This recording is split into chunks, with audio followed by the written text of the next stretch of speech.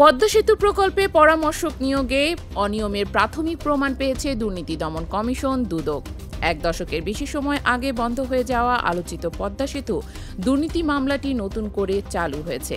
বুধবার দুদকের প্রধান কার্যালয়ে সাংবাদিকদের সঙ্গে আলাপকালে কমিশনের চেয়ারম্যান ডক্টর মোহাম্মদ আবদুল্লাহ মোমেন এ তথ্য জানান। তিনি বলেন, পদ্মা সেতু নিয়ে আওয়ামী লীগের আমলে দুর্নীতি মামলা তৎকালীন কমিশন জোর করে বন্ধ করে দেয়।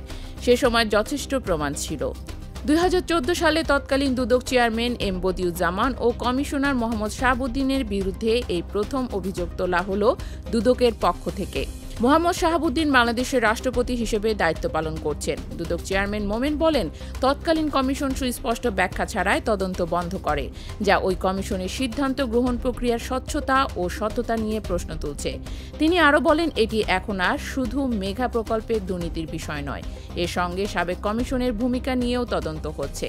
তারা ইচ্ছাকৃতভাবে কারো অপরাধ আড়ালে করছেন কিনা সেটিও খতিয়ে দেখা হচ্ছে।